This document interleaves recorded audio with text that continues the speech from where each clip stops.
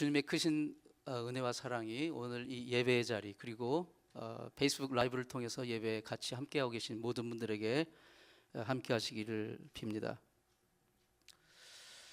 예수님은 고난당하시기 전에 그 임박한 그 되어질 일들을 제자들에게 말씀하시는데 자신의 십자가의 죽음에 대해서 말씀을 하셨습니다. 이때 제자들은 너무나 놀랍고 그리고 마음이 무겁고 두려움에 빠졌습니다. 그때 예수님께서 제자들에게 이런 말씀을 주셨습니다. 오늘 바로 본문 말씀입니다. 평안을 너희에게 끼치노니 곧 나의 평안을 너희에게 주노라. 내가 너희에게 주는 것은 세상이 주는 것 같지 아니하니라. 너희는 마음의 근심도 말고 두려워하지도 말라. 지금 이 지구에는 한 79억의 인구가 산다고 해요. 굉장히 많죠.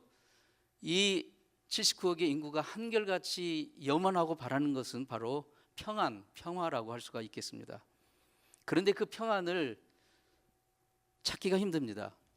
지금 이 세상의 모습은 오히려 그 평안의 정반대의 길로 가고 있는 것 같습니다. 아시는 대로 우크라이나 전쟁은 지금 7개월이 지났는데도 아직도 끝날 줄을 모릅니다. 스리랑카라는 나라는 지금 경제는 완전히 지금 부도가 났고요. 남미의 많은 나라들도 거의 그 부도 일보 직전이라는 그 뉴스를 봤습니다. 일본에서는 화산이 터지고 지금 코로나 팬데믹은 전 세계적으로 다시 확산 일로에 있습니다. 특히 일본과 중국에서는 폭발한다고 하죠. 지금 전 세계적으로 이상 고온으로 인해 이 더위 먹어서 죽는 사람들이 많고요. 미국 서부는 지금 이 캘리포니아나 그쪽은 이 건조한 날씨 그리고 고온으로 인해서 산불이 계속해서 발생을 합니다. 그래서 수많은 그 집들이 타고 있습니다. 지금도. 그런가 하면 지금 이쪽 미국 동부 쪽, 중부 쪽은 홍수가 났습니다. 비가 엊그저께 1시간당 10인치로 정말 이 쏟아붓는 그런 대홍수가 나서 많은 사람들이 지금 죽고 큰 피해를 입었습니다. 그런가 하면 미국은 지금 여기저기 매일매일 이 총으로 목숨을 앗아가는 그런 이 총기 사고가 매일매일 이제 일상이 되어 가고 있는 것 같아요. 슬프게도. 아직도 아기들 분유 교하기는 어렵고 그리고 낙태 문제, 동성애 문제 그리고 총기 규제 문제 등으로 해서 사회가 첨예하게 대립되고 갈등하고 이제 혼란 가운데 있습니다. 도대체 이 세상에 진정한 평화가 어디 있습니까? 공부를 하는 분들은 공부를 더 하면 지식을 얻으면 좀 더 평화로워질까? 사업하는 분들은 사업을 잘해서 돈을 많이 벌면 좀 더 평안해질까? 정치하는 사람은 권력을 잡으면 그 자기 마음대로 평안해질까? 그것을 얻으려고 눈에 불을 켜지만 진정한 평안을 얻지도 못하고 주지도 못하고 있습니다. 이것이 우리 인간이 직면한 존재론적 한계가 아닌가 싶습니다. 그러나 예수님은 분명하게 말씀하십니다. 오늘 본문에서 평안을 너에게 끼치노니 곧 나의 평안을 너에게 주노라. 그런데 주님이 주시는 이 평안은 세상이 주는 것 같지 않다고 말씀하십니다. 물론 이 세상에서 오는 주는 편안함이 있기는 있어요. 돈이 주는 편안함이 있긴 있습니다. 배움이 주는 편안함이 있고요. 건강이 주는 평안함이 있습니다. 환경이 주는 평안함이 있습니다. 그러나 그러한 세상이 주는 평안함은 영원한 평안함이 아닙니다. 일시적이고 제한적이고 상대적인 평안함입니다. 진정한 참 평안이 아닙니다. 한 여성이 백화점에 가서 마음에 드는 좋은 신상품 옷을 샀어요. 너무 마음에 들어요. 그래서 그것을 입고 정말 며칠 동안 날아갈 것 같은 그런 기분이었어요. 어느 날 친구를 만났는데 그 친구가 딱 나타났는데 보니까 자기보다 훨씬 좋은 옷을, 훨씬 비싼 옷을 입고 나타났어요. 그러자 그 며칠 동안 좋았던 그 기분이 싹 가셔버렸습니다. 이 세상의 평안은 상대적인 거예요. 참 평안이 아닙니다. 조건에 따라서 누구를 만나느냐에 따라서, 내가 어떤 환경에 있느냐에 따라서 그것은 평안이 아니라 오히려 기분 나쁨이 될 수 있고 오히려 슬픔이 될 수도 있는 것이에요. 세계적인 신학자 칼 바르트가 한 번은 유엔 총회에 초청을 받아서 이제 공개 특별 강연을 하게 된 기회가 있었어요. 그는 세계 각국 이제 대표들이 모인 자리에서 그들을 향해서 이렇게 말을 했습니다. 여러분은 세계 평화를 위해서 이렇게 각국을 대표해서 유엔에 모여가지고 연구하고 토론하고 의제를 결정하는 일을 합니다. 하지만 대단히 미안합니다마는 여러분들이 그 하는 일을 통해서 이 세상에 진정한 평화는 오지 않습니다. 진정한 평화는 바로 우리의 구주이신 예수 그리스도가 사람들의 마음 가운데 임할 때 오는 것입니다 라고 말을 했습니다. 인간이 아무리 노력한다 할지라도 우리 인간의 노력으로는 진정한 평안이 오지 않습니다. 지금 세상을 보십시오. 사람들은 나름대로 좋은 세상 만들려고 노력하는 사람이 있어요. 그러나 그럼에도 불구하고 세상의 모습을 보십시오. 이게 평안입니까? 이건 참 평안이 아닙니다. 정반대로 가고 있어요. 왜 그렇습니까? 무엇이 우리의 평안을 빼앗아 가고 있습니까? 바로 죄입니다. 사람에게 죄가 들어오니까 하나님과 사람 사이의 관계가 깨어지고 사람과 사람 사이의 관계가 깨어져 버립니다. 불안과 공포가 찾아옵니다. 죄로 말미암아 하나님과 관계가 무너진 다음부터는 모든 것이 두려움의 대상입니다. 경쟁의 대상입니다. 내가 밟아 눌러야 할 그런 대상이 되고 맙니다. 하나님을 만나는 것이 두려워 하나님을 피합니다. 그래서 잠언 28장 1절에 악인은 쫓아오는 자가 없어도 도망간다. 왜 도망갑니까? 두렵기 때문에 도망가는 거예요. 왜 두렵습니까? 죄의 값은 사망이기 때문에 그렇습니다. 죄를 품은 상태로는 하나님이 두려운 거예요. 범죄한 인류의 조상 아담과 하와는 하나님을 피하여 숨었습니다. 어디 숨었습니까? 에덴 동산 나무 뒤에 숨었다고 그랬어요.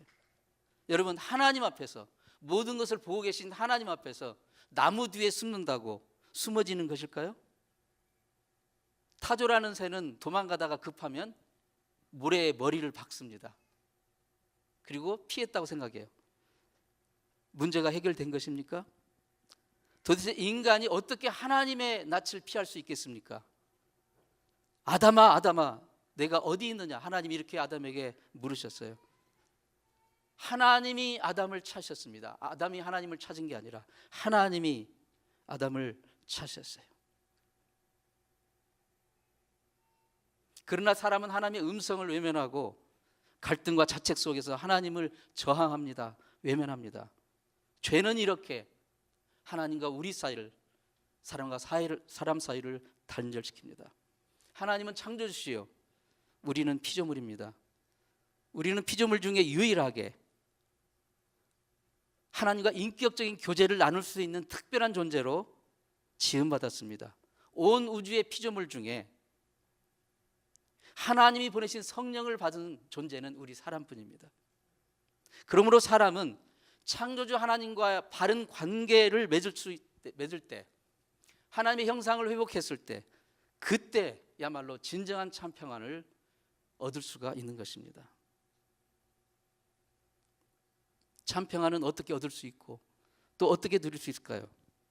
그 해답은 하나님이 우리에게 주신 가장 큰 두 계명 속에 찾을 수가 있습니다. 마태복음 22장 37절로 40절 말씀에서 주님께서 하신 말씀이에요. 우리 다 같이 한번 읽어보겠습니다. 시작. 내 마음을 다하고 목숨을 다하고 뜻을 다하여 주 너의 하나님을 사랑하라 하셨으니 이것이 크고 첫째 되는 계명이요 둘째도 그와 같으니 내 이웃을 내 자신과 같이 사랑하라 하셨으니 이 두 계명이 온 율법과 선지자의 강령이니라. 아멘. 지금 두 계명, 가장 큰 두 계명을 말씀하셨는데 첫 번째 계명 말씀은 신명기 6장 5절 말씀을 인용하신 거고요. 두 번째 계명은 레위기 19장 18절 말씀을 인용하신 것입니다. 첫 번째 계명, 마음과 뜻과 힘을 다하여서 하나님을 사랑하라는 것은, 즉 한마디로 하면 하나님과 바른 관계 속에서 참 평안을 얻을 수 있다는 것을 말하는 것이고요. 두 번째 계명, 내 이웃을 내 자신같이 사랑하라는 이 계명은 이웃과 화목한 관계 속에서 우리는 그 평안을 누릴 수 있다는 것을 말씀하는 것입니다. 그럼 첫 번째로 참 평안은 하나님과 바른 관계 속에서만 우리가 얻을 수 있다는 말씀을 우리가 한번 생각해 보기를 원합니다. 아담아, 내가 어디 있느냐? 범죄한 인간을 하나님이 찾아오셨어요. 사람이 하나님을 먼저 찾아간 게 아니라 하나님이 먼저 찾아오셨습니다. 지금 하나님은 아담이 어디 숨었는지 모르기 때문에 부르신 것이 아니에요. 하나님은 모든 걸 다 알고 계시고 모든 것을 다 보고 계십니다. 그럼에도 불구하고 그를 부르십니다. 어디 있느냐? 라고 부르십니다. 왜 부르셨습니까? 그것은 그의 심령이 전심으로 하나님께 다시 돌아오기를, 그래서 하나님과 깨졌던 관계가 다시 회복되기를 원하셔서 부르신 것입니다. 그때 아담은 뭐라고 대답했습니까? 내가 동산에서 하나님의 소리를 듣고 내가 벗었으므로 두려워하여 숨었나이다. 죄는 이처럼 물어보지 않더라도, 누가 말하지 않더라도 하나님의 낯을 피하게 합니다.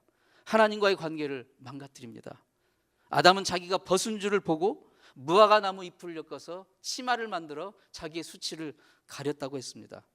죄지은 인간이 스스로 풀로 치마를 만들어 입고 수치를 가르면 그 마음이 좀 편해질 수 있을까요? 지금 세상에 하는 일들이 그렇습니다. 죄 가운데 있는 인간이 스스로의 수치를 가려보려고 나무잎으로 치마를 만들어 수치를 덮어보려고 합니다. 한번 생각해 보세요. 무화과 나무 잎을 엮어서 치마를 만들어 입으면 그게 며칠이나 가겠습니까? 조금 있으면 다 말라 비틀어져 버리고, 그리고 결국 수치는 더 수치로 드러나게 될 것입니다. 인간이 무슨 방법으로 죄와 수치를 가릴 수 있겠습니까?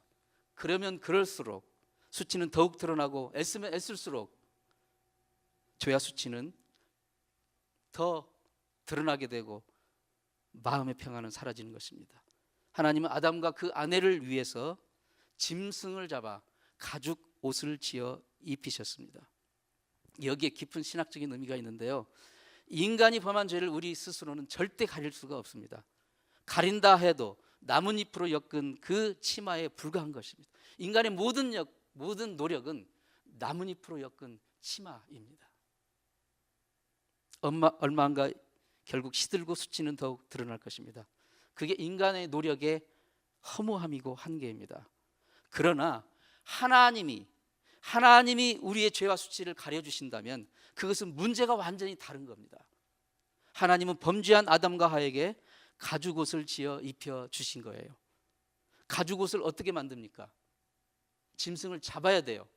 짐승을 잡으면 어떻게 됩니까? 피가 흐르게 됩니다. 죽여서 피가 흐르는 거예요. 피가 흐른다.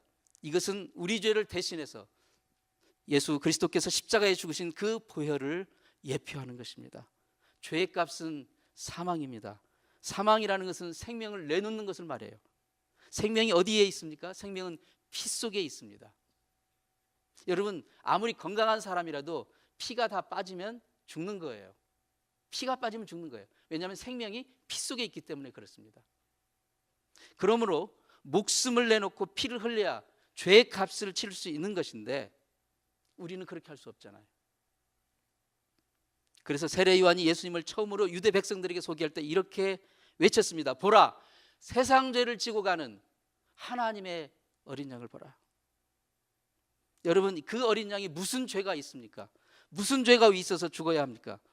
그러나 그 하나님의 어린 양이 우리 죄를 대신 지고 속죄양이 되어 우리의 생명을 속하는 그 피를, 생명은 피 속에 있기 때문에 그 피를 흘려주신 것입니다. 예수님이 세상에 오셔서 좋은 말씀만 하시기 위해서 오신 게 아니에요. 모범적인 삶을 살기 위해서만 오신 것이 아닙니다. 놀라운 기적과 이적만 행하기 위해서 오신 것이 아닙니다.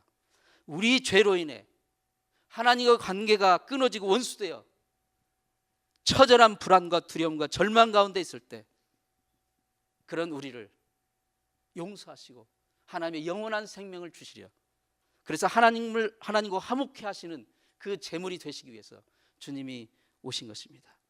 그러므로 예수 그리스도의 십자가는 하나님과 우리의 화목의 다리요 증거가 되는 것입니다.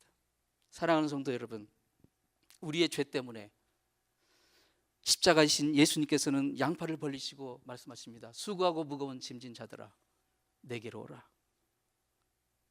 내가 너희를 쉬게 하리라. 아무리 크고 더럽고 추한 무거운 죄라 할지라도 그것을 주님 앞에 나와 주님께 맡기면 주님께서 다 맡아주시고 우리에게 진정한 자유와 평안을 주십니다. 좋은 번연의 그 철로 역정의 그 이야기를 보면 그 주인공 성도라는 그 주인공이 나오는데 그가 지금 천성을 향해서 걸어가고 있습니다. 그런데 얼마나 그 여정이 힘들고 괴롭고 어려운지 몰라요. 그런데 가다가 이 갈보리산 언덕에 서 있는 그 십자가, 예수 그리스도의 십자가를 보았습니다. 그 십자가를 바라보는 순간 자기 등에 메고 있던 무거운 짐이 벗어지면서 저 산 밑으로 굴러 떨어지는 것을 보았습니다. 그러고 나니까 몸과 마음이 얼마나 가벼워지는지 날아갈 것만 같았습니다. 죄악 벗은 우리 영혼은 기뻐 뛰며 주를 보겠네. 하늘에 계신 주 예수를 영원히 섬기리라는 찬송이 입에서 흘러나왔습니다. 하나님께 죄 용서의 은혜를 경험한 자는 진실로 마음과 목숨과 뜻을 다하여 하나님을 사랑할 수 있게 됩니다. 그 사랑 가운데 거할 때 우리는 참된 평안을 얻게 되는 것입니다. 이 세상이 주지 못하는 이 평안을 얻을 수 있기를 진심으로 축원합니다. 두 번째로 이 참 평안은요, 이웃을 우리 자신처럼 사랑할 때 우리가 누릴 수 있어요. 여러분, 평안을 우리가 주님께서 주시는 평안을 받은 것과 그 평안을 우리 실제 삶의 현장에서 누리는 것은 조금 다른 거예요.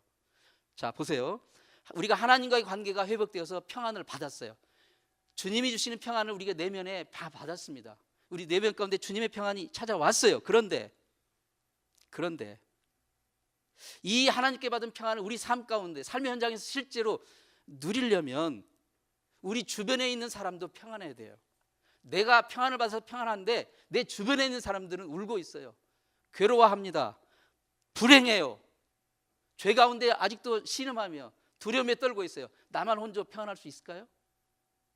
내 앞에 있는 이 사람들이, 내 주변의 형제 자매들이, 내 이웃들이 죄 가운데, 두려움 가운데, 괴로움 가운데, 아픔 가운데, 절망 가운데 있는데 나 혼자 하나님이 평안 주셨다고 평안할 수 있겠습니까? 그럴 수가 없는 거예요. 평안을 누릴 수가 없는 겁니다. 그렇기 때문에 주님은 가장 큰 두 번째 계명에 내 자신을, 내 이웃을 내 자신같이 사랑하라고 말씀하셨습니다. 그렇게 하지 않으면 절대로 평안을 누릴 수 없기 때문입니다. 시편 133편 1절에 형제와 연합하여 동거함이 어찌 그리 선하고 아름다운고. 하나님이 나에게 주신 평안을 가지고, 하나님이 나에게 주신 그 은혜를 가지고 우리의 형제된 이웃을 사랑하여 섬기는 것이 바로 하나님 보시기에 선하고 아름답다고 말씀하신 것입니다. 우리가 하나님의 자녀로서 이웃된 형제자매를 사랑하는 것, 주님의 명령입니다. 두 번째 큰 명령이에요. 그러니까 우리는 마땅히 은혜 입은 자로서, 하나님의 사랑을 입은 자녀로서 마땅히 이 명령을 순종해야 되는데 그게 실제 쉽습니까? 어려워요. 어렵습니다. 여러분, 이웃을 사랑하는 말은 쉽지만 실제 우리가 실천함에 있어서는 정말 어려운 겁니다. 여러분 다 경험해 보셨죠? 이웃집 정도가 아니라 우리 식구 가운데서도 이것을 실천한다는 것이 너무 어렵습니다. 너무 어려워요. 한 형제라도 여러분 다 달라요. 다 달라요. 에서와 야곱은 한 배에서 나온 쌍둥이 형제였습니다. 그런데도 달라도 너무 달라서 성격도 취미도 개성도 기호도 생각하는 방식도 살아가는 인생 스타일도 너무 달랐어요. 그러니까요, 이웃을 사랑한다는 것, 나와 다른 타인을 사랑한다는 것, 용납하고 사랑한다는 것 정말 어렵습니다. 그런데 그것을 하면 하나님이 그것을 선하고 아름답다고 하시는 거예요. 온 세상 사람들이 한번 상상을 해보세요. 나와 똑같은 사람이라고 한번 상상해 보십시오. 나와 똑같은 생각, 똑같은 개성, 얼굴도 똑같이 생겼고 취미도 똑같고 성격도 똑같고 모든 사람이 다 똑같다고 생각해요. 그러면 편할까요? 그러면 아마 징그러울 것입니다. 여러분, 이 세상의 색깔이 다 파란색, 통일, 한 색깔로 파란색이라고 생각해 보세요. 편할까요? 아닙니다. 아마 정신이 아마 다들